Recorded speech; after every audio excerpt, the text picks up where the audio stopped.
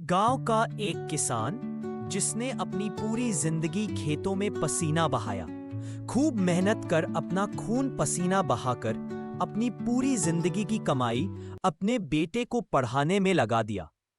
कुछ समय बाद बेटे की शहर में अच्छी नौकरी लग गई तो बाप का सीना गर्व से चौड़ा हो गया।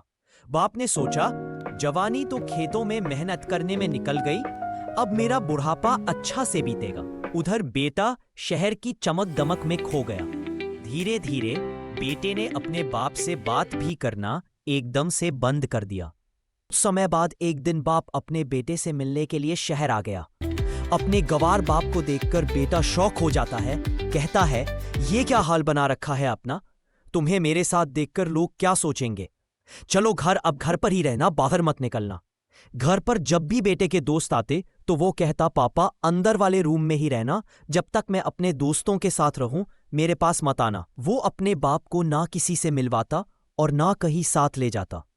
हर रोज वो बाप घर के गेट के पास चुपचाप बैठकर बस अपने बेटे के आने का इंतजार करता, पूरे दिन में सिर्फ एक मुलाकात के लिए। ऐसे ही कुछ दिन चलता है। एक दिन बेटा गुस्से में कहता है, पापा आप अब वापस गांव चले जाओ, ये शहर आप जैसे लोगों के लिए नहीं है। बाप समझ गया और चुपचाप रूम में चल गया और रात को अपने बेटे के नाम एक चिट्ठी लिखता है और सुबह बेटे के उठने से पहले ही वापस चला जाता है। सुबह बेटा उठता है तो कमरे में उसे कहीं बाप नहीं दिखता है, सिर्फ एक चिट्ठी मिलती है जिसमें लिखा था, तेरे शहर में कपड़े पुराने लगते हैं, बातें पुरानी लगती हैं, मैं भी तेरे लिए अब पुराना हो गया हूं, मैं जा रहा हूं वापस। मैंने तुझे काबिल तो बना दिया पर शायद एक अच्छा बेटा नहीं बना सका। बेटा तू अपनी जिंदगी अपने तरह से जी, मैं तेरे जिंदगी में रुकावट नहीं बनूंगा। मैं नहीं चाहता कि लोग तुझे इस गरीब किसान का बेटा समझे, इसीलिए मैं अब कभी तेरे पास नहीं आऊंगा और ना तेरे से कभी बात करूंगा। खुश रहना मेरे बच्चे। बेटा चिट्ठी पढ़कर शौक हो जाता है। उसे अपनी गलती का एहसास होता है। वह स्टेशन जाता है पर ट्रेन जा चुकी थी। बाप अकेला गांव वापस आता है। कुछ दिन बाद बूढ़ा बाप मर जाता है। मरने से पहले बाप ने अपने बेटे से कभी कोई बात नहीं की, खामोशी से इस दुनिया से चला गया।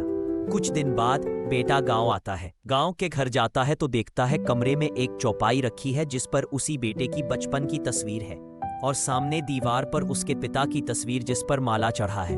अब बेटे के पास पछताने के सिवा कुछ नहीं था। तो प्लीज चैनल को लाइक और सब्सक्राइब कर दीजिए।